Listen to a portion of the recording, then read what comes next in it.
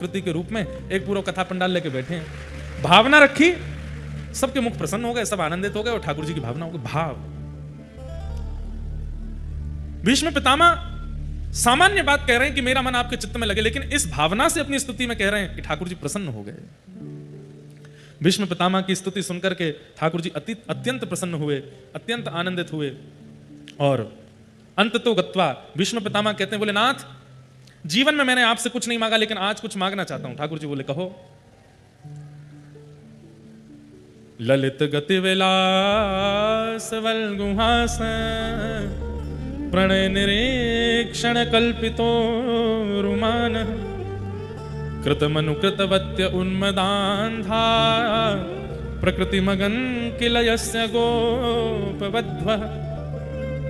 भीष्म पितामह क्या कह रहे हैं?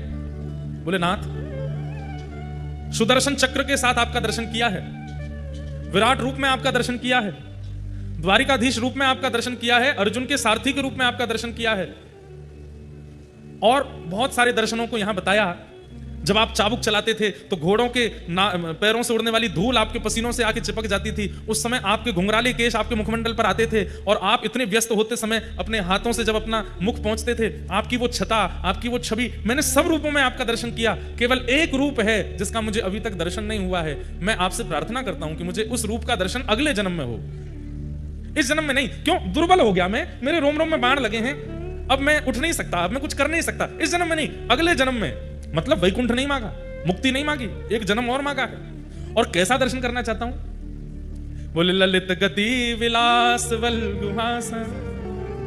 आप टेढ़े मेढ़े चाल चलते हैं, ऊंची घुटने तक धोती पहनते हैं, पैरों में कड़ूले पहनते हैं, कमर पर कौंधनी बांध करके, कारी कमली अपने तन पर लपेट करके, अपने कटाक्ष नेत्रों से इधर उधर देखते हुए, स्वर्ण चांदी का मुकुट नहीं, किसी वन में जाकर के पत्तों को इकट्ठा करके वनमाली भेष अपने सिर पर वन के पत्रों के मुकुट धारण कर लेते हैं। एक हाथ एक गैया के कंधे पर डाल करके दूसरे हाथ से वेणु रोग करते हुए वो वृंदावन के बाल कृष्ण, उनका मुझे दर्शन करना है, उस छवि का मुझे अनुभव करना है।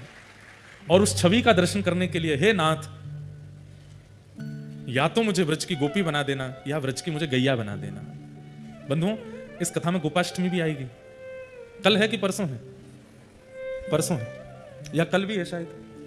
गोपाष्टमी पर हम विशेष लीला सुनाएंगे गौचारण की, ठाकुर जी की। कितना प्रेम करते हैं ठाकुर जी गैयाओं से। आज भीष्म पितामह कह रहे हैं महाभारत का सबसे श्रेष्ठ योद्धा है भीष्म पितामह। इनको बाणों की सैया पर ही इसीलिए डाला गया कि एक अंग भी इनका अगर रह गया तो ये महाभारत युद्ध पांडवों को जीतने नहीं देंगे, इसलिए रोम रोम में बाण लगा है। भले ही कौरव पक्ष के हैं, लेकिन उनके चित्त की भक्ति, ऐसी भक्ति किसी में नहीं है पूरे महाभारत के पात्रों में जैसे भीष्म पितामह में। ठाकुर जी से कह रहे हैं नाथ मुझे आपकी उस छवि का दर्शन करना है। कौन सी छवि? सूरदास जी कहते हैं शोभित कर नवनीत लिए। सुबह सुबह आज दर्शन किए जिस छवि के। बंधुओं, अब हमारे मूर्तिकार भाई बंधु ऐसे छवि बनाने लगे हैं ठाकुर जी के। वास्तव में वो छवि पता है कैसी है? मूल छवि ऐसे है, एक हाथ नीचे है, दो घुटने हैं और नवनीत बिल्कुल थोड़ी के नीचे ही है। ऐसे छवि है ठाकुर जी की। ये छवि है श्री नवनीत प्रियालाल जी की। अब लोग उनको लड्डू गोपाल कहते हैं। वो लड्डू नहीं है हाथ में, वो मक्खन है, वो नवनीत है।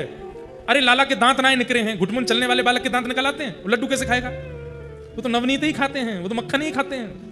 वो नवनीत प्रियालाल हैं, मक्खन गोपाल कह लो, लड्डू गोपाल तो चलो अब उसको हम गलत नहीं कहेंगे कि वो गलत है। ऐसा मान लो कि जिनके लड्डू जैसे गाल हैं वो लड्डू गोपाल, लड्डू जैसे हाथ है, लड्डू जैसे पांव है, लड्डू जैसे है वो लड्डू गोपाल। लेकिन हाथ में लड्डू नहीं है, हाथ में तो मक्खन है। इस छवि का सबसे पहले वर्णन किसने किया? सूरदास जी ने। गाइए मेरे साथ। शोभित कर नवनीत लिए, शोभित कर नवनीत लिए, शोभित कर नवनीत लिए, शोभित कर नवनीत लिए। कैसे हैं? घुटरुन चलत रेणुतन मंडित, घुटरुन चलत रेणुतन मंडित, घुटरुन चलत रेणुतन मंडित, घुटरुन चलत रेणुतन। और कैसे हैं? मुख दधि लेप किए, मुख दधि। बंधुओं, इस छवि का चिंतन करो। शोभित कर हाथ में नवनीत लिए, घुटरुन चलत। अब इसमें एक बात है, कभी एकांत में करके देखना। इधर देखो सब लोग, एक हाथ ऊपर उठा लेना, दोनों घुटने नीचे टेक करके, और एक अब चल के देखना, चल पाओगे आप? लेकिन ठाकुर जी चल रहे हैं, तो कैसे चल रहे हैं? 3 व्हीलर बन गए ठाकुर जी। अब भाई एक हाथ तो ऊपर है ना, ऐसे लुढ़क जाते हैं बीच बीच में, तो ये कोहनी नीचे टेकते हैं और फिर चलते हैं ऐसे कोहनी से। मक्खन नीचे नहीं आवे। कह रहे हैं सूरदास जी, बोले मुख पे मट्टी लग गई है, पूरे तन पे मट्टी लग गई है। क्या कह रहे हैं? घुटरुन चलत रेणु तन मंडित, पूरा तन रेणु में हो चुका है, लेकिन हाथ के मक्खन पर एक बिंदु आनी नीचे। कितना प्रेम करते ठाकुर जी मक्खन, जे ना गंदो हो जाए खाऊं गोया को। अच्छा, खा क्यों नहीं रहे? कोई एक प्रिय स्थान है ठाकुर जी का, वहां जाके ही खाएंगे। सब जगह बैठ के नहीं खाऊंगा, एकांत में बैठ खाऊंगा, कहीं दाऊ दादा के चिन्ह नहीं ले। शोभित कर नवनीत लिए, शोभित कर नवनीत, घुटरुन चलत रेणु तन मंडित, घुटरुन चलत और मुख दधि लेप किए, मुख दधि लेप। मुख पर जगह जगह दही लगी है। कैसी सुंदर ठाकुर जी की छवि है। चारु कपोल, चारु कपोल, कपोल मतलब गाल। चारु कपोल लोल लोचन, चारु कपोल लोल लोचन। गोल गोल गाल हैं और बड़े बड़े नेत्र हैं। लोल लोचन मतलब लुभाने वाले ऐसे नेत्र हैं ठाकुर जी के कि जब चल के इधर उधर देखते हैं तो आकर्षण बनता है उन नेत्रों की ओर। चारु कपोल लोल लोचन, चारु कपोल और गोरोचन तिलक किए, रोचन तिलक। हमारे हम आधे तो रामानुजी हैं और आधे पुष्टि मार्गी हैं। क्यों? हमारे पूज्य पिताजी महाराज और हम तो रामानुज वैष्णव हैं, पर हमारे पूज्य नाना जी पुष्टि मार्गी थे, पंडित श्री कृष्णलाल शास्त्री, और उनको लाखों की तादाद में पद याद थे। उन्हीं की कृपा से हम पद गाते हैं। उन्होंने ही व्यासपीठ पर बिठाया। हमारे पूज्य नाना जी वो उसका इतना सुंदर वर्णन करते थे। गो रोचन तिलक किए, गैया के यहां माथे पर भीतर गो रोचन होता है। किसी किसी गाय के नासिका से वो रोचन प्रकट होता है। वो मल की तरह नहीं होता, वो गंदा नहीं होता, उसमें इत्र की तरह सुगंधी होती है। वो गोरोचन यहां से प्रकट होता है। किसी किसी गाय के, लाखों में से किसी एक गैया के प्रकट होता है गोरोचन। वह गोरोचन का तिलक लगाती है यशोदा मैया लाला को। 9 लाख गैया हैं तो महीना 1.5 महीना में एक गैया के गोरोचन प्रकट हो जाता है। आजकल संभव नहीं है, और होता होगा तो पता नहीं, लोगों को खबर नहीं होगी इसलिए उसका पता नहीं चलता। कींच जैसी होती है, जैसे खस की कींच होती है, ऐसी कींच निकलती है और जरा सी निकलती है। वो मैया इकट्ठा करके लाला को वाको तिलक लगावे, गोरोचन तिलक किए। पर हमारे कुछ नाना जी इसका एक अर्थ और करते थे। बोले लाला यहां गोरोचन को गोबर मान लो। तो मैंने कि नाना जी गोबर को तिलक लगा रहे ठाकुर जी। तो इसका इतना सुंदर वर्णन करते नाना जी, बोलते बोले लाला ठाकुर जी के तन पे रेणु लगी है और ठाकुर जी को मक्खन खानो है। अब प्रिय वस्तु खावे के काजे साफ सुथरा तो होना पड़ेगा। तो ठाकुर जी सोचे कहां जाऊं, तो मैया के पास जावे। तो मैया से कहवे गए कि मेरे तन की मिट्टी हटाए दो। बोल लो आवे ना लालाते, लेकिन तन में मिट्टी लगी, मैया देखेगी तो हटा देगी। तो मैया के पास गए। वहां समय मैया अपना श्रृंगार कर रही है। और मैया कैसे श्रृंगार कर रही है? एक सफेद बिंदी लगावे, फिर एक लाल बिंदी लगावे, फिर एक सफेद बिंदी लाल बिंदी, सफेद बिंदी लाल बिंदी, सफेद बिंदी लाल बिंदी, ऐसे मैया अपना श्रृंगार कर रही है। ठाकुर जी देख रहे हैं। मट्टी वट्टी तो भूल गए। ठाकुर जी बोले मैं करूंगा ऐसा श्रृंगार। कैसे करूं? दोबारा लौट करके गए फिर गौशाला में। बोले सफेद बिंदी तो मेरे हाथ में, लाल बिंदी कहां लाऊं? लाल बिंदी दिखनी से गोबर उठा लियो। तो एक बिंदी तो मक्खन की लगा में और दूसरी बिंदी गोबर की लगा में, फिर एक बिंदी मक्खन की लगा में, फिर दूसरी बिंदी गोबर की लगा में। ऐसे ठाकुर जी अपने मुख पर यहां पर दही लीप रखी है, ऊपर यहां पे मक्खन और गोबर से ठाकुर जी गोरोचन तिलक की। कितना सुंदर वर्णन है सूरदास जी की वाणी में।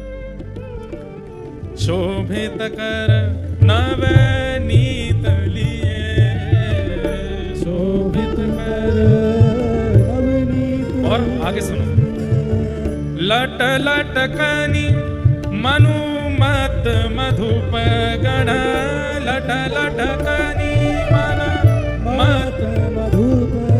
भैया आप लोगों को डर लग रहा होगा बारिश बारिश को, यहाँ देखो, अरे इसको देखो, प्रेम तो सुनो, कितनी सुंदर लीला चल रही है। विशेष रूप से आगे वाले आप लोग ज्यादा ध्यान से सुना करो, पीछे वाले तो हिलते डुलते ही नहीं है। अब देखो ये ऐसी व्याख्या आचार्यों की कृपा से ही समझ आती है। आप लोग इस पद को पढ़ लो, व्याख्या नहीं कर पाओगे। अब क्या कह रहे हैं, लट लटकन मन मत मधुप गण। बोले ठाकुर जी के जो घुंघराले केश हैं वो यहाँ पर जो चोटी बनी है वहां में से निकर निकर के नेक नेक बाहर आ गए। तो एक लट यहाँ पे आई है, एक लट यहाँ पे आई है, एक लट यूं आई है। तो ठाकुर जी बीच बीच में अपनी लटन को संवार रहे हैं। सूरदास जी कह रहे हैं कैसा लग रहा है, बोले ऐसा लग रहा है कि मानो जैसे किसी नील कमल के ऊपर बहुत सारे भौरे मंडरा रहे हो। लट लटकन मनु मत मधुप गण लट लटकन मत मधुप माधक मधु ही पिए। माधक मधु, मानो ऐसा लग रहा है ठाकुर जी, हमारी किशोरी जी जो है ये गुलाब कमल है और ठाकुर जी नील कमल है, नीले कलर के, नीले नीले हैं। तो नील कमल पर मानो इतने सारे केश के रूप में मानो भौरे मंडरा रहे हैं और मंडरा करके मत उसमें से मधु को पी रहे हैं। और कठुला कंठ वज्र केहरी नख, कठुला कंठ। एक श्रृंगार में एक आपने देखा हो, ठोस सोने का एक श्रृंगार होता है, वो केवल ऐसे पहन लिया जाता है, उसको कठुला कहते हैं। और कठुला के नीचे ठाकुर जी कह रहे हैं मैं तो भीतर ही आऊंगा पंडाल में। ऐसा सुंदर वर्णन है रो तो मन तो करेगो। इस समय देखो आप इधर की तरफ देखो, जो प्रकाश है यही श्री ठाकुर जी को वर्ण है। ऐसे ही है श्याम सुंदर, ऐसा ही वर्ण है बिल्कुल। नील सरोरु, ना तो नीले हैं ना काले हैं, ऐसे हैं। उनका वर्णन ऐसा ही। आहा, कठुला कंठ। और मैया केवल 2 माल पहनाती है लाला को, कंठ में कठुला पहनाती है और नीचे बाघ नख, जो बाघ होता है उसके नाखून, 2 नाखून ऐसे विपरीत करके यहाँ बगनखा पहनते हैं, इससे लाला को नजर ना लगे। तो कैसे हैं ठाकुर जी, इसलिए हम कहते हैं कि जय जय को ठाकुर जी को बगनखा जरूर पहनाओ। और नख यदि बाघ का कहीं संभव, बाघ को पकड़ करके नहीं लेना, पकड़ के ले भी नहीं पाओगे। कहते हैं कि जब बाघ चलता है तो कहीं कहीं उसके नाखून टूट के गिर जाते हैं, तो कोई फॉरेस्ट वाले आपके जानकार हो तो उनसे मंगवाओ। और अगर संभावना नहीं बन सकती बाघ नख की, तो फिर बाघ नख की तरह सोना चांदी या कोई भी धातु उसकी आकृति में बनवा के पहना दो, उसे ठाकुर जी को नजर गुजर नहीं लगती। ठाकुर जी को नजर नहीं लगेगी तो सेवक को भी नहीं लगेगी, वहां के सेवक परिवार को भी नहीं लगेगी। बग नखा पहनाओ। कठुला कंठ वज्र केहरी नख, कठुला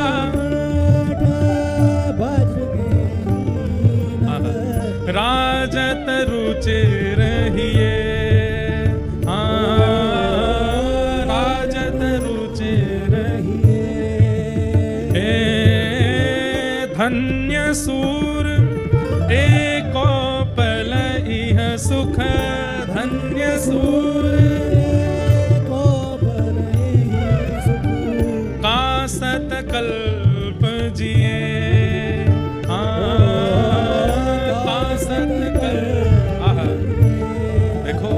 क्या कह रहे हैं सूरदास जी, धन्य सूर एहो पल एहि सुख का। बोले एक क्षण के लिए जो ये ठाकुर जी मुझे दिख रहे हैं, हाथ में नवनीत है, मुखमंडल पर सुंदर गोरोचन का तिलक है, गालों पर दही लगा रखी है, केश आकर के इनके मुखमंडल को घेर रहे हैं, कंठ में कठुला और बगनखा पहना हुआ है, घुटमन चल रहे हैं, नीचे कुछ पहना नहीं है। आज हरी देखे नंगम नंगा, नंगम नंगा डुल रहे, बस वस्त्र के रूप में रज ही लगी भैया तन पे। सूरदास जी कह रहे हैं ये एक पल के लिए दिखने वाले ठाकुर जी के स्वरूप के बाद 100 साल जीने का किसका मन करेगा, हमारे प्राण तो अभी चले जाएं। हे धन्य सूर एको पल दृष्टि सुख, धन्य सूर एको पल दृष्टि सुख, कासत कल्प जिए,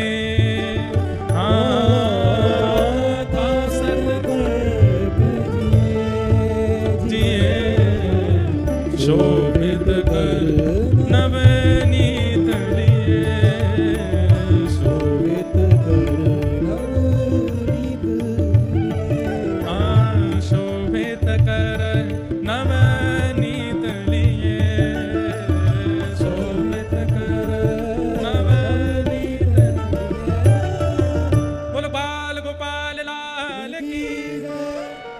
जिनके घर पे नवनीत प्रियालाल लड्डू गोपाल विराज रहे हैं, रोज ये पद गानो चाहिए ठाकुर जी के आगे और इसी भाव से दर्शन करना चाहिए। श्रृंगार करने के बाद जब ठाकुर जी को देखो, कभी कभी ठाकुर जी को गौशाला ले जाया करो, और नहीं जा सके गौशाला तो गौशाला ते नेक रज, नेक गोबर, नेक मटका में दही, नेक मक्खन ले आया करो, और दोपहर में राजभोग करावे के बाद नेक नेक लेप दे करो, यहाँ लगा दिया थोड़ी देर, बस एक अपने दर्शन के लिए थोड़ी देर देखने के बाद में नेक बलियां लेके फिर पहुंच के बैठा दो, अब ठीक है हमने कर लिया दर्शन।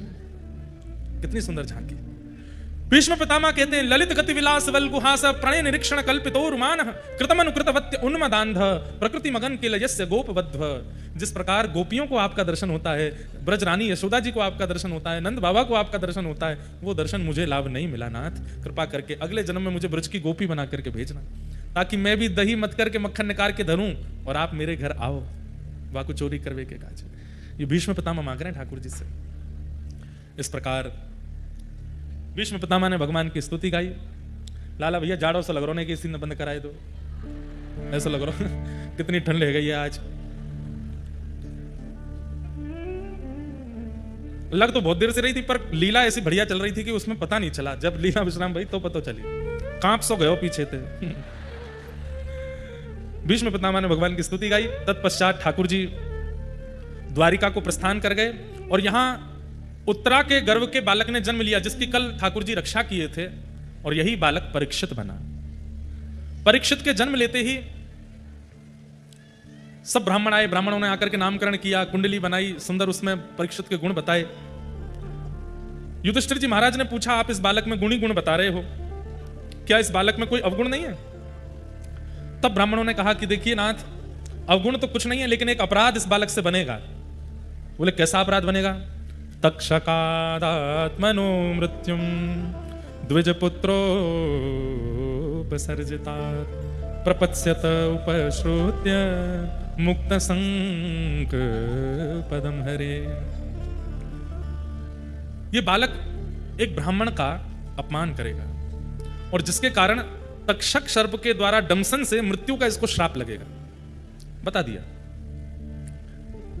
जो लोग ज्योतिष पर कभी कभी प्रश्न उठाते हैं कि ज्योतिष शास्त्र होता भी है कि नहीं, ये सब होता भी है कि नहीं, क्यों नहीं होता? भागवत जी में लिखा है, और भगवान के नेत्र हैं ज्योतिष, पर उनके ज्ञाता अच्छे होने चाहिए, जानकार अच्छे होने चाहिए। और दूसरी बात, जिज्ञासु के चित्त में हर बात को पूछने की जिज्ञासा नहीं होनी चाहिए। ये बता दो कल क्या होगा, ये बता दो परसों क्या होगा, आगे क्या होगा। ये इतनी ज्यादा ज्योतिष के पीछे भी नहीं पड़ना चाहिए। बहुत जरूरी हो तभी जाकर के ज्योतिष का आश्रय लेना चाहिए। विवाह आदि संबंधों में ज्योतिष का आश्रय लेना चाहिए। बालक के नामकरण आदि में ज्योतिष का आश्रय लेना चाहिए। गृह प्रवेश में ज्योतिष का आश्रय लेना चाहिए। लेकिन कई लोग हैं, उनके पास दिन भर कोई काम ही नहीं है, वो पूछते ही रहते हैं अब क्या होगा, ये कैसे हो गया, ये काम बनेगा कि नहीं बनेगा, इनका होगा कि नहीं होगा।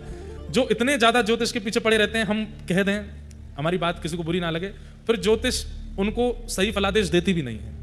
इतना पीछे नहीं पड़ना चाहिए अपने भाई। जीवन एक ठाकुर जी ने पिक्चर बनाई है। अब पिक्चर में आप पहले ही पॉज कर करके आगे क्या हो रहा है देख लूं, अब इससे आगे क्या हो रहा है देख लूं। पिक्चर देखने का क्या फायदा? अनुभव करो क्या होगा। ठाकुर जी के नाम पर विश्वास करो, नाम का आश्रय लो, सब मंगल में होगा।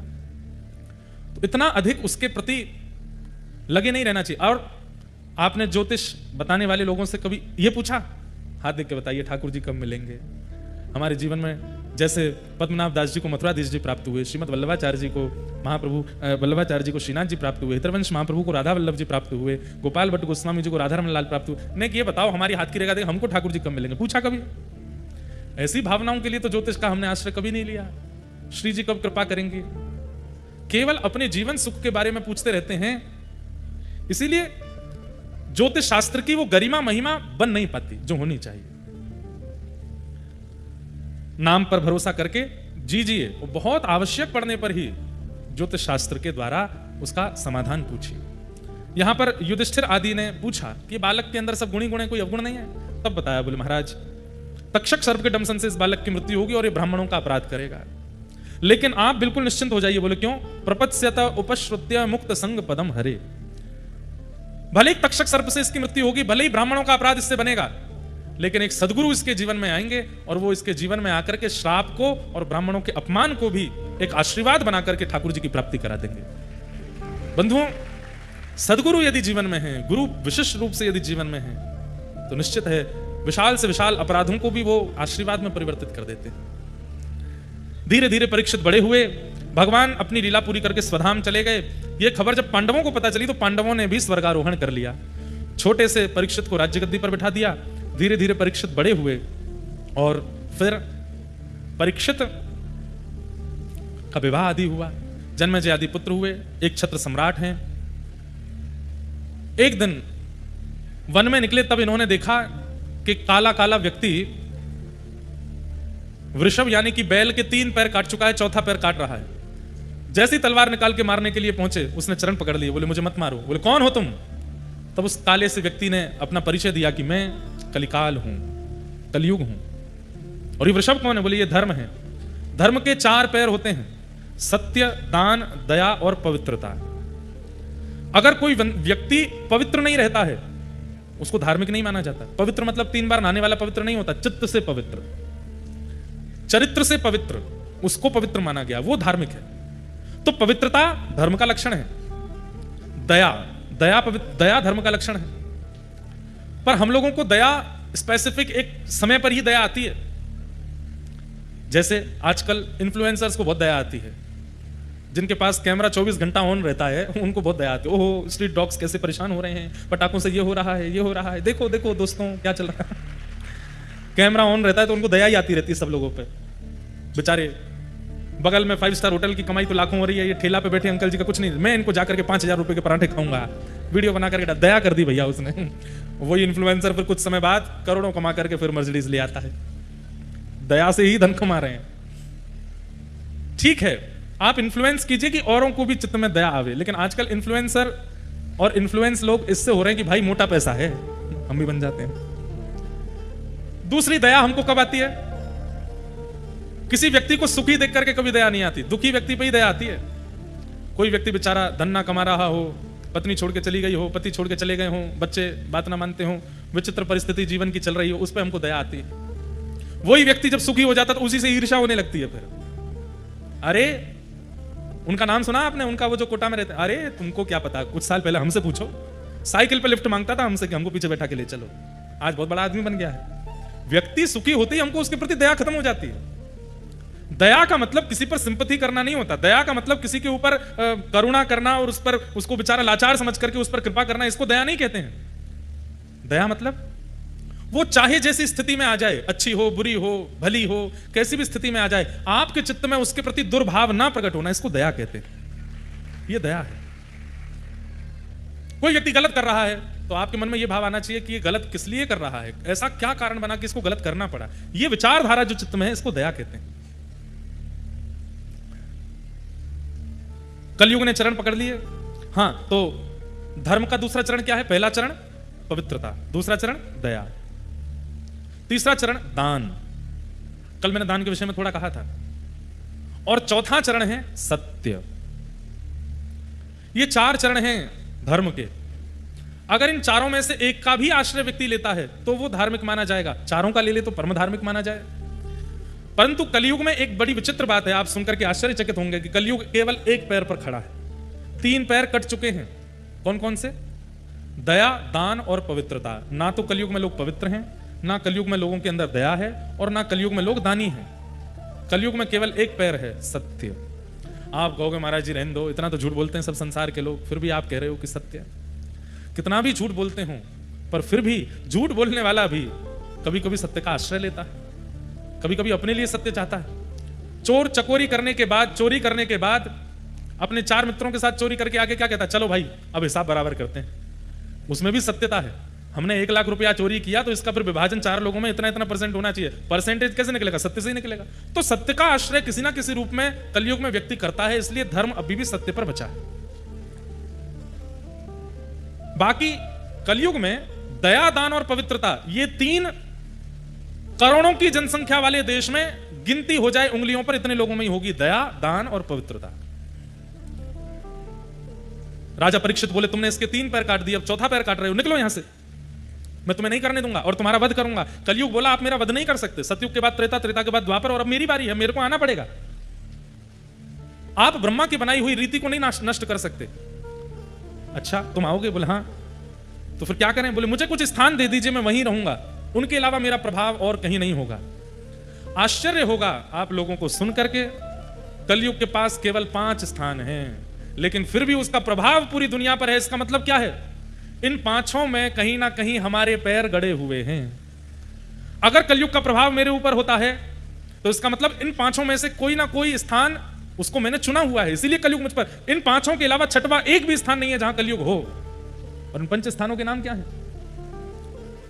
द्यूतम, पानम, स्त्रियः, सूना, यत्रा धर्मश्चतुर्विधः, पुनश्च याचमानाय जात रूप मदात प्रभो। 5 स्थान। पहला स्थान जुआ। जुआ का मतलब क्या है? धन का असद व्यय, और या फिर धन को दांव पर लगाना। कल हमें लगा यमुना जी भी आएंगी कथा में, नाव ले ले करके आना अपनी। ये भी तो हुआ था जब ठाकुर जी मथुरा से गोकुल जा रहे थे तो बीच में यमुना जी पड़ी थी।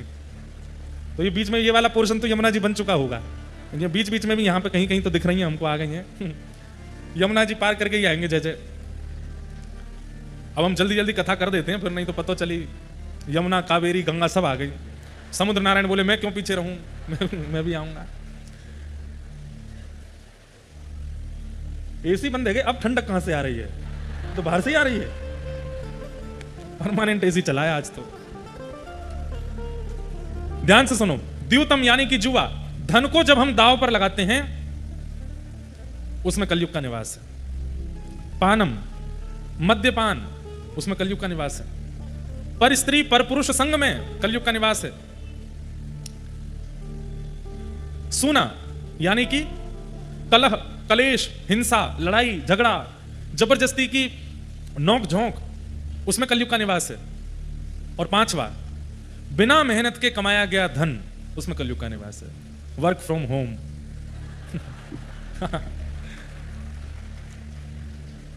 बॉस को पता है कि सारे मेरे कलीग्स इकट्ठे हो गए हैं, पर ऑफिस जाने के नियम होते हैं, नहा धो के जाना चाहिए। पता चली नहाए ही नहीं है, सुबह उठ करके बाल काट करके वीडियो कैमरा ऑन कर देते हैं, वहीं पढ़ रहे हैं। स्टडी फ्रॉम होम, बच्चे घर से ही पढ़ रहे हैं। मतलब एक प्रकार से आप परिश्रम कर नहीं रहे जो परिश्रम होना चाहिए, और उसके बदले मिलने वाला धन भी कमा रहे हैं, उसके बदले मिलने वाली चीजें। ठीक है, लॉकडाउन के समय पर आवश्यकता थी, इसलिए आपत्तिकालीन मर्यादा नास्ति, आपत्ति काल में कोई मर्यादा नहीं होती। लेकिन अब तो आपत्ति नहीं है, उसमें भी आप अगर उस क्रिया को कर रहे हैं केवल अपने सुख के लिए, कोई कंडीशन नहीं है, पर यह है कि घर पे बैठने को मिलेगा, सोने को मिलेगा, खाने पीने को मिलेगा, इसलिए घर पे से ही काम कर लें। वो उससे फिर जो धन कमा रहे हैं ना, वो उचित नहीं है। ये तो मैंने एक जरिया बताया। अनीति से कमाने वाले धन के बहुत प्रारूप हैं और उनसे लोग धन कमाते हैं, उसका प्रभाव जीवन पर पड़ेगा। ये 5 स्थान हैं बंधुओं, द्यूतम, पानम, स्त्रियः, सूना और जात रूप मदात प्रभो, अनीति से कमाया गया धन। इन 5 में यदि आप किसी एक में भी प्रविष्ट हो गए तो कलयुग पूरा पूरा आपके जीवन में आएगा। कलयुग आ जाए तो उससे निवृत्ति का कारण क्या है, साधन क्या है? केवल और केवल सत्संग और गुरु कृपा। अगर ठाकुर जी की कृपा हो गई, गुरु की कृपा हो गई, सत्संग की कृपा हो गई। कल एक व्यक्ति आए 2028 में, उनके यहाँ हम कथा करने वाले हैं। पास में ही कोई एक स्थान है, यहाँ से है 100 किलोमीटर के आसपास। कल वो मिलने के लिए आए तो बोले, प्रारंभ भी यहीं से किया, महाराज जी दुनिया में ऐसा कोई पाप नहीं जो मैंने नहीं किया, दुनिया में ऐसा कोई दूषित कर्म नहीं जो मुझसे नहीं हुआ, मैंने सब कुछ किया है। पर मैंने कि भैया तुम्हारी तन की स्थिति और जिस हिसाब से तुम बैठे बोल रहे हो उससे लगता तो है नहीं कि तुम्हारे अंदर कोई दोष होगा। मैंने कहा कब से परिवर्तन आया? बोले सितंबर में कथा सुनी थी पहली बार, सितंबर से लेके आज तक प्रत्येक कथा सुनता हूं मैं, हर कथा। और महाराज वो बोले कि महाराज जी जब मैंने कथा सुनना प्रारंभ किया तो मुझे आपसे डर लगता था। मैंने कि कैसे? बोले जब मैं फोन खोलता था तो आपका कोई वीडियो दिख गया, कोई कथा दिख गई तो मैं डर जाता था। बोले इनको सुनूंगा तो फिर मुझे बदलना पड़ेगा। लेकिन मेरी स्थिति ऐसी कि डर भी लगता था और मन में होता था कि सुन तो लूं, बोला क्या है। और फिर मैं जैसे सुनने बैठता था फिर वो एडिक्शन की तरह फिर मैं सुनता था, पूरा ही सुनता था। और ऐसे कर करके डर के सुन के पूरी कथाएं सुन के आज प्याज लहसुन भी नहीं खाता है, पूरा जीवन पवित्र कर लिया। सारे मित्र मुझे छोड़ करके चले गए। मेरे सबसे ज्यादा मित्र थे शहर में, आज एक भी नहीं है। परिवार में रहता हूं, पत्नी बच्चे सब बहुत प्रसन्न हैं और मैं स्वयं अंदर से आनंदित हूं। हमने कहा बहुत बढ़िया भैया, ऐसी कृपा सब पे नहीं होती, किसी किसी पे ही होती है कथा की। व्यक्ति बदल जाए, परिवर्तित हो जाए जीवन में। नहीं तो कई बार अति सामीप्य प्रभु के रहने वाले, अति सामीप्य कथा में रहने वाले, अतिथ्य सामीप्य महाराज जी के परिकर आदियों में भी परिवर्तन नहीं आ पाता, और दूर से कथा सुनने वाले उनके जीवन में भी परिवर्तन आ जाता है। तो इससे यह बात सिद्ध होती है कि ठाकुर जी की नजरों में रीझ गए, ठाकुर जी घूमते रहते हैं कथा में और देखते रहते हैं जिस पर, और दो ही लोगों को ज्यादातर पकड़ते हैं, या तो एक वो जो बहुत लंबे समय से भक्ति मार्ग में चल रहा हो, या फिर वो जो गलती से कथा में आ गया हो उसको पकड़ लेते। आज अब तो बताऊंगा ऐसे मैंने बहुत देखे हैं जो गलती से आ गए कथा में, गलती से सुन ली कोई कथा, कोई रील देख ली, ऐसे ही उसी से ही हो गए बस।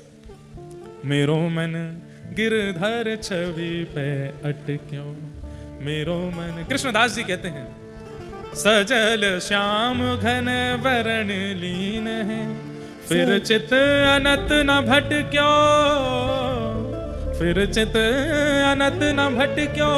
अच्छा ये भी, आपने कथा को चुना, आपने वृंदावन को चुना, आपने राधारमण जी को चुना, आपने श्रीनाथ जी को चुना, तो आप अगर चुनोगे तो हो सकता है कि आप कभी कभी संसार के भी हो जाओगे, आप कभी कभी दूषितताओं के भी हो जाओगे, आप कभी कभी विषय वासनाओं के भी हो जाओगे। आप चुनोगे तो आप भटक सकते हो, लेकिन वे चुनेंगे तो नहीं भटक पाओगे। सजल श्याम घन वरण लीन है, फिर चित अनत ना भटक्यो। कथा सुनते हैं लेकिन उल्टे सीधे काम भी कर लेते हैं, दूषित जगह पे चले भी जाते हैं, पी भी लेते हैं, उल्टा सीधा कर भी लेते हैं, फिर कथा भी सुन लेते हैं। इसका मतलब आप चुन रहे हैं, ठाकुर जी आपकी ओर देख भी नहीं रहे, क्योंकि उनकी कटाक्ष यदि आप पर पड़ गई, कुछ और करने लायक बचोगे नहीं, फिर एक ही रस में रहोगे, एक ही भाव में रहोगे। सजल श्याम घन वरण लीन है, फिर चित अनत न भटक्यो, मेरो मन गिरधर छवि पे अटक्यो। ये पंच स्थान है बंधुओं, इनसे बचो। राजा परीक्षित को एक दिन आखेट में वन में गए, वहां पर शमिक ऋषि का अपराध किया, उनके पुत्र श्रृंगी ने उनको तक्षक सर्प के द्वारा दंशन होने से मृत्यु होगी, 7 दिन में ऐसा श्राप दे दिया। राजा परीक्षित गंगा के तट पर आए, आकर के संत ऋषियों से कहा कि भगवान मेरे जीवन के 7 दिन बचे हैं, मुक्ति का उपाय बताओ। तब वहां पर श्री सुखदेव जी महाराज का आगमन हुआ, चरणों में प्रणाम करते हुए कहा कि भगवान जिसके जीवन के केवल 7 दिन बचे हैं उसको मुक्ति के लिए क्या करना चाहिए, कृपा करके आप मुझे बतलाइए। परीक्षित जी महाराज ने तुरंत आज्ञा कर दी।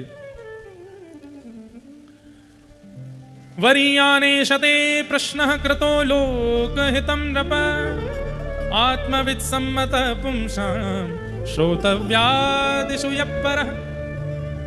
राजन, तुमने जो ये प्रश्न किया 7 दिन में मरने वाली की मुक्ति का उपाय क्या है, ये प्रश्न अगर संसार के लिए तुमने किया है तो बहुत अच्छा है, लेकिन अपने लिए किया है तो ये उचित नहीं है। संसार के लोग अपनी मरणासन अवस्था से कैसे मुक्त हों, ये अच्छा प्रश्न है, पर तुम कौन हो? तुम परीक्षित हो, तुम पांडवों के वंशधर हो, जिन पांडवों की पग पग पर रक्षा स्वयं श्री कृष्ण करते हैं, तुम उनके वंशज हो।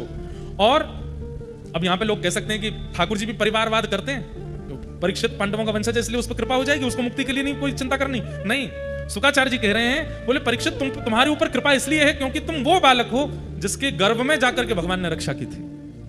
तुम्हारी मां उत्तरा जब गर्भवती थी तब आकाश में ब्रह्मास्त्र छोड़ा था गुरुपुत्र अश्वत्थामा ने, और भगवान ने अंगुष्ठ मात्र रूप धारण करके गर्भ में प्रवेश करके तुम्हारी रक्षा की थी। तुम वो बालक हो जिसकी गर्भ में रक्षा भगवान करते हैं। तुम तो जन्म बाद में लिए हो, ठाकुर जी का अनुभव पहले कर लिया है। तुम्हारा ये पूछना कि मेरी मुक्ति कैसे होगी, ये समझ में नहीं आता। कोई धनवान पिता का पुत्र, उसके मन में खीर खाने की इच्छा हो जाए और वो सबसे पूछ रहा मैं खीर कैसे खाऊंगा, खीर कैसे बनेगी? अरे तुम्हारे पिता पे कोई कमी है, 2 मिनट में बन जाएगी खीर। तो तुम वो भक्त हो जिसके गर्भ में ठाकुर जी रक्षा करते हैं, और तुम मुक्ति के लिए पूछ रहे हो। अगर तुम्हारे ऊपर कृपा नहीं होती ठाकुर जी की तो ब्रह्मास्त्र ने नष्ट कर दिया होता गर्भ में ही, लेकिन ठाकुर जी चाहते थे कि तुम जीवित रहो, इसलिए तुम्हारी रक्षा की। आज तुम मुक्ति मांग रहे हो, तो बोले मुक्ति मांगने में दिक्कत क्या है? बोले मुक्ति अलग विषय हो जाता है। राजन, तुम मुक्ति मत मांगो, मुक्ति तो उसको मांगनी चाहिए जो नियम करता है, जो साधन करता है, जो धर्म करता है, कभी कभी अनुष्ठान करता है। तुम तो ठाकुर जी के द्वारा चुने गए भक्त हो, तुम मुक्ति मत मांगो। तो बोले मैं क्या मांगू? बोले तुम तो भक्ति मांगो, तुम भक्ति मांगो, मुक्ति की कामना मत करो। मुक्ति की चिंता उसको होनी चाहिए जो व्यसनी रह चुका है, मुक्ति की चिंता उसको होनी चाहिए जिसने जीवन में कभी ठाकुर जी का नाम जपादी नहीं किया हो।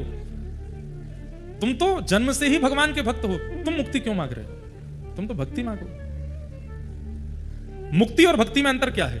मुक्ति मतलब मृत्यु के पश्चात भगवान का दर्शन, और भक्ति मतलब जीते जी भगवान का दर्शन। बताओ, मुक्ति की अभिक्षा है कि भक्ति की? बोल भक्ति रहे हो चाहे मुक्ति रहे हो। हमारे व्रज में तो कहते हैं, कहा करूं वैकुंठ ही जाए, कहा करूं वैकुंठ। हमें वैकुंठ नहीं जाना, व्रज में जन्म लेवे बारो तो ठाकुर जी ते कहे नाथ मोरहू बनाओ तो बनाओ श्री वृंदावन को। जो नाच नाच कुहक कुहक आपको रिझाऊंगो, बंदर हूं बनाओ तो बनाओ श्री वृंदावन। हमें तो व्रजवास मिले, व्रज मिले, ठाकुर जी की चरण सन्निधि मिले, ये प्रार्थना। भक्त मुक्ति नहीं मांगता, भक्ति मांगता है। मेरे प्राण निकले उससे पहले पहले ठाकुर जी का एक बार साक्षात्कार मुझको हो जाए, बस ये चाहिए। मुक्ति नहीं, भक्ति मांगो।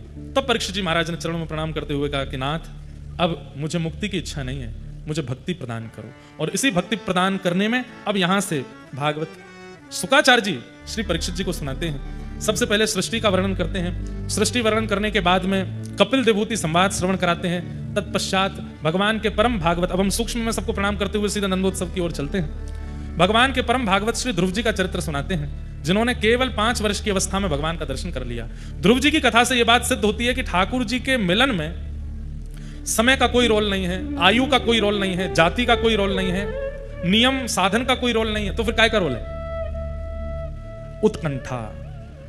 ठाकुर जी से मिलने के लिए आप उत्कंठित कितने हो, एक्साइटमेंट, उसका रोल है। अगर आप उत्कंठित हो तो आपका एक क्षण का भी भजन श्रेष्ठ है। उत्कंठित नहीं हो, पूरे दिन आप बैठे बैठे भजन करते हो, उसका कोई फल नहीं। मीराबाई की भक्ति में उत्कंठा है। उत्कंठा कैसी?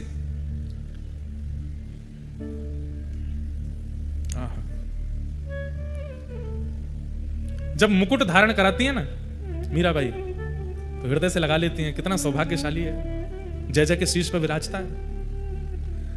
धन्ना जाट जब सामने सामग्री रखता है ना, तो पर्दा लगा करके खड़े खड़े देखते हैं, खाया कि नहीं, अभी नहीं खाया, खाया कि नहीं, अभी भी नहीं खाया। ठाकुर जी बढ़िया नहीं बनी सामग्री, क्यों नहीं खाने आप? अरे आपकी राजस्थान की कर्मा बाई खिचड़ी बनाती हैं बिना नहाए धोए। बाबा कह करके गए कि लाली बिना खिचड़ी को भोग लगाए कुछ पइयो मत। यूं नहीं कह के गए कि नहा धो के बनाना। सुबह उठती खिचड़ी बनाती है, दातुन करती रहती है, दातुन से चला देती है खिचड़ी को और पात्र में परोस देती है ठाकुर जी के आगे, पाओ। बीच बीच में कहती है जय जय, अच्छी नहीं बनी, नमक कम है, रुको मैं चक्के देखती हूँ। ठाकुर जी के पात्र चक्के देख ले, बनी तो बढ़िया, फिर क्यों नहीं खा? अच्छा घी चाहिए, रुको घी डाल दियो, अब पाओ। नहीं पा रहे। ऐसी धन्ना जाट, उनकी कथा भी ऐसी है। एक दिन 2 दिन बीत गए, ठाकुर जी ने प्रसाद नहीं पाया, तो इन्होंने भी प्रसाद छोड़ दिया। बोले आप नहीं पाओगे तो हम भी नहीं पाएंगे। धन्ना जाट सामने रख देते हैं, छोटे से लाला हैं धन्ना जी, सामने रख देते हैं ठाकुर जी के। और इनकी कथा तो इतनी अद्भुत है, घर पे संत आए थे, शालिग्राम भगवान की सेवा करते थे। संत जब जाने लगे तो रोने लगे, बोले शालिग्राम जी तो मैं रखूंगा अपने पास। संत बोले शालिग्राम कैसे दूं? तो माता पिता बोले गुरु जी कुछ करो, ये तो रो रो के बेहाल है। तो संत ने क्या किया, एक शालिग्राम जी जैसे पत्थर ले आए, सिंहासन पर तो रख दिए पत्थर और नीचे रख दिए शालिग्राम जी। और धन्ना जी से बोले अच्छा लाला सुनो, तुमको सेवक ठाकुर जी चाहिए कि राजा ठाकुर जी चाहिए? तो धन्ना जी बोले हम सेवक ठाकुर जी क्यों लेंगे, हम तो राजा ठाकुर जी लेंगे। तो बोले सिंहासन पे जो बैठे हैं वो राजा हैं, नीचे जो बैठे हैं वो सेवक हैं। तो अपने शालिग्राम जी ले गए और वो सामान्य सा पत्थर दे गए धन्ना जी को, बोले ये राजा ठाकुर हैं। उनकी सेवा धन्ना जी करते थे। नई नई सेवा शुरू हुई थी तो रोज थाली लगाती मैया इनके लिए, ये ले जाके ठाकुर जी के आगे धर देते। बोले मैया ने आज ये बनाया, बना पाओ। नहीं पाते, ये बोले कि आप नहीं पाओगे तो मैं कैसे पाऊं? ऐसे ऐसे भक्त हुए बंधुओं की, उनकी कथा स्मरण करके मन में ये भाव आता है कि हम लोग कहां हैं। एक दिन 2 दिन बीत गए, ठाकुर जी ने नहीं पाया तो धन्ना जी भी नहीं पाते। बोले तुम नहीं पाओगे तो मैं भी नहीं खाऊंगा। तीसरा दिन जब हुआ, ठाकुर जी के सामने थाली रखी, पर्दा लगा करके वहीं बैठ गए, रोने लगे। बोले पता नहीं क्या ऐसा है, क्या चाहिए आपको जो पाते नहीं हो।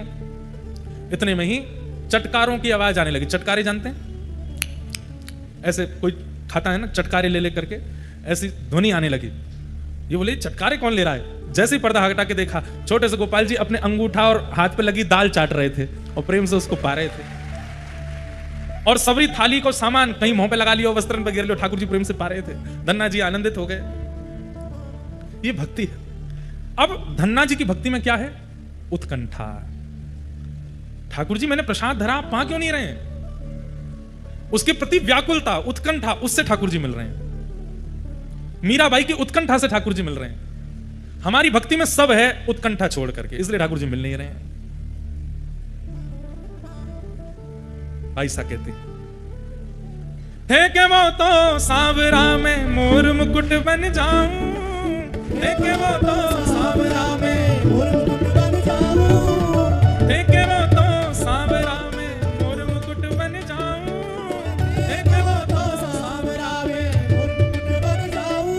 अब रण लागे सांवरा पे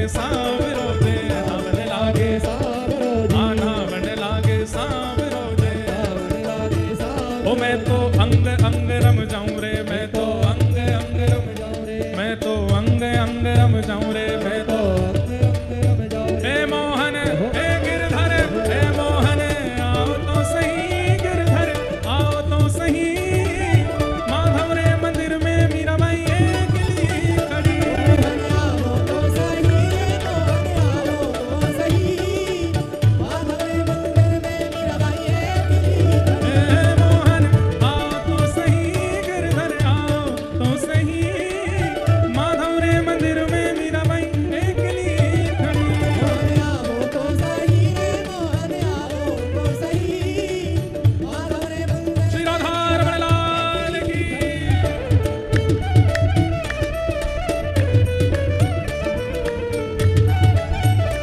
श्री मथुराधीश की श्री राधा वल्लभ लाल की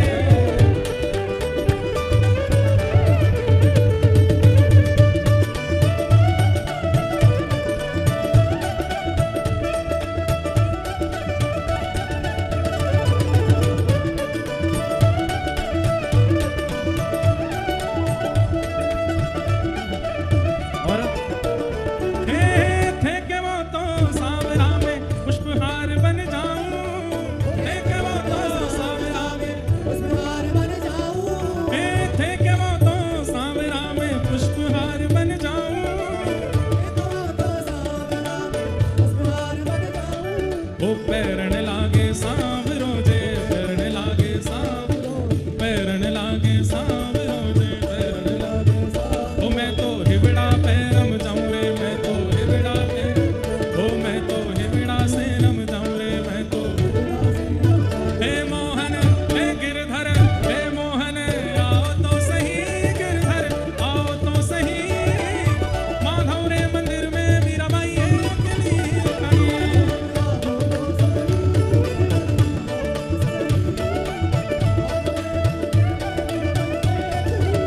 हे मोहन आओ तो सही गिरधर आओ तो सही माधव रे मंदिर में मीराबाई अकेली खड़ी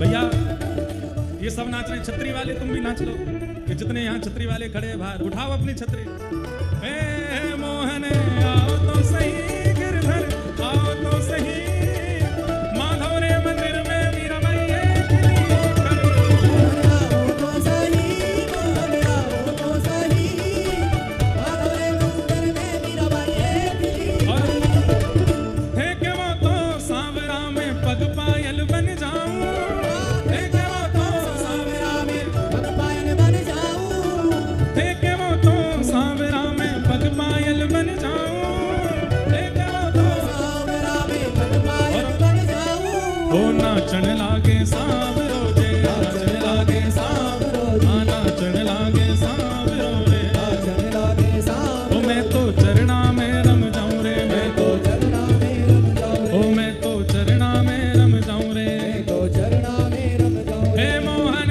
हे गिरधर हे मोहन आओ तो सही गिरधर आओ तो सही माधव रे मंदिर में मीराबाई अकेली खड़ी आओ तो सही गिरधर आओ तो सही माधव रे मंदिर में मीराबाई अकेली खड़ी हे गिरधर आओ तो सही गिरधर आओ तो सही माधव रे मंदिर में मीराबाई अकेली खड़ी आओ तो सही गिरधर आओ तो सही माधव रे मंदिर में मीराबाई अकेली खड़ी राधे राधे गोविंद गोविंद राधे राधे गोविंद गोविंद हे बोलो राधे राधे गोविंद गोविंद राधे राधे राधे गोविंद गोविंद आइए हे गोविंद राधे गोपाल राधे राधे गोपाल राधे बोलो गोविंद राधे गोपाल राधे राधे गोपाल राधे हर जो गोविंद राधे गोपाल राधे राधे गोपाल राधे हर जो गोविंद राधे गोपाल राधे गोविंद राधे उठा के स्वर गूंज हो कि यहाँ किलोमीटर दूर बैठे श्रीनाथ जी तक नहीं पहुंचे आवाज। देखो इतनी वर्षा हो रही है, हम फिर भी आनंद सो कर रहे हैं। बोलो राधे राधे गोविंद गोविंद राधे राधे राधे गोविंद गोविंद राधे राधे राधे गोविंद गोविंद राधे राधे राधे गोविंद गोविंद राधे बजो राधे राधे गोविंद गोविंद राधे राधे राधे गोविंद गोविंद राधे गोविंद राधे गोपाल राधे गोविंद राधे गोपाल राधे गोविंद राधे गोपाल राधे भजो गोविंद राधे गोपाल राधे। उठाओ भुजा, हे भजो हे भजो हे भजो राधे राधे गोविंद गोविंद राधे भजो राधे राधे गोविंद गोविंद राधे हे बोलो राधे राधे गोविंद गोविंद राधे हे भजो राधे राधे गोविंद गोविंद राधे हे भजो राधे राधे गोविंद गोविंद राधे हे भजो राधे राधे गोविंद गोविंद राधे। जय जय श्री राम, जय जय श्री राम, जय जय श्री राम। पूछरी के लौटा की प्यारे, क्या बात है बंसी वारे, शाबाश। बैठ जाओ। हमारे पास स्वर है, निष्ठा है, सर्वस्व है, पर उत्कंठा आ जाए तो उस उत्कंठा से भगवत प्राप्ति संभव है। श्री ध्रुव जी महाराज ने भगवान की स्तुति गाई और ठाकुर जी प्रसन्न होकर के प्राप्त हुए। मूल कारण ध्रुव जी की उत्कंठा है। तत्पश्चात आगे प्रतु अवतार का वर्णन, भूगोल खगोल का वर्णन, नरकों का वर्णन करते हुए भगवान के परम भागवत भक्त श्री वृत्रासुर जी का प्रसंग, प्रहलाद जी के प्रसंग में श्री नरसिंह अवतार, हिरण्यकश्यप वध आदि सब प्रसंग सुनाए गए। भागवत जी के अष्टम स्कंद में गंगा जी के प्रादुर्भाव की कथा, बलि वामन अवतार, गजेंद्र मोक्ष स्तुति आदि श्रवण कराते हुए नवम स्कंद में सूर्यवंश के राजाओं की कथा बताई। इन्हीं सूर्यवंश में प्रभु श्री राम का प्रादुर्भाव हुआ। गुरुवर थे त्यक्त राज्यो व्यचरित अनुवनम पद्म पद्भ्याम प्रियाया पाणिस्पर्शाक्षमाभ्याम व्रजत पथरुजो यो हरिन्द्रानुजाभ्याम वैरूप्या शूर्पणख्या प्रिय विरह रुषरोपित ब्रूविजंभ तस्ताब्धिर्बद्ध सेतु खलदवदहन कौशलेन्द्रोवतान। प्रभु श्री राम को बारंबार वंदन किया। तत्पश्चात चंद्रवंश के राजाओं की कथा सुनाई और इन्हीं चंद्रवंश में प्रभु श्री कृष्ण का प्रादुर्भाव हुआ। सूक्ष्म में हम सबको प्रणाम करते हुए अब नंदोत्सव की ओर चलें। मौसम भी ऐसा है, सब लोग व्यवस्थित बैठे तो हैं, पर कैसे भी हो व्यवस्था थोड़ी सी अव्यवस्थित तो हो ही जाती है। इसलिए हम सूक्ष्म ही सब प्रसंगों को कहकर के नंदोत्सव की ओर चल रहे हैं। आज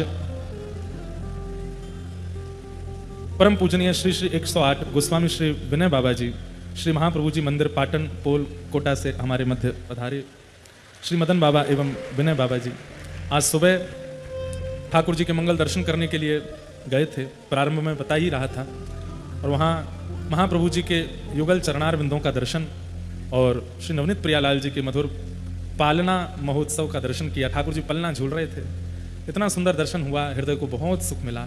आचार्य चरण पधारे हैं, आपको बारंबार प्रणाम, बारंबार वंदन। साथ ही श्री मदन जी दिलावर शिक्षा मंत्री राजस्थान सरकार वे भी पधारे हैं, उन्हें भी वंदन आशीर्वाद। माता श्री नीति अम्बा जी श्री कुल शक्तिपीठ कोठा से पधारी हैं, उन्हें भी बहुत बहुत वंदन। श्री शैलेंद्र भार्गव जी प्रमुख महंत श्री गोदावरी धाम कोटा से पधारे हैं, उन्हें भी बहुत बहुत वंदन प्रणाम। आगंतुक समस्त श्रेष्ठ जन वैष्णव जनों को बारंबार प्रणाम करते हैं। हम तो कह रहे हैं कि आज हम तो सुबह ही नंदोत्सव करके आए, वहीं लाल जी पलना झूल रहे थे। प्रिय नवनीत पालने झूले श्री विठ्ठल नाथ झुलावे, ऐसा सुंदर सुख मिल रहा था। लग रहा था कि मानो वास्तव में नंद भवन में ही आए हैं और श्री लाल जी को खूब भाव से प्रिया जी के साथ में पलना झुला रहे हैं। पर अब कथा के क्रम में हम नंदोत्सव की ओर चलेंगे। चंद्रवंश में ठाकुर जी का प्रादुर्भाव हुआ। चंद्रवंश के राजाओं की कथा सुनाते हुए संपूर्ण कृष्ण कथा को 2 श्लोकों में सुना दिया परीक्षित जी को सुखदेव जी ने। मथुरा में ठाकुर जी ने जन्म लिया, गोकुल में ये लीला, वृंदावन में ये लीला, मथुरा जाकर के कंसवध, द्वारिका में विवाह आदि के क्रम, महाभारत का युद्ध आदि करा करके उद्धव को ज्ञान उपदेश करके भगवान अपने धाम को प्रस्थान कर गए। ऐसी कथा 2 श्लोकों में पूरी कृष्ण कथा सुना दी शुकाचार्य जी ने। परीक्षित जी चरणों में प्रणाम करते हुए कहते हैं, भगवान कथितो वंश विस्तारो भवता सोम सूर्ययो राज्ञाम चोभय वंशानाम चरितम परमाद्भुतम। हे नाथ, आपने इतने राजाओं की कथा मुझे विस्तार से सुनाई, मैं सबको श्रवण कर रहा था, पर वास्तव में इच्छा थी कि जिन्होंने मेरी प्राण रक्षा की, जिन्होंने मेरी कुल की रक्षा की, उन ठाकुर जी का मैं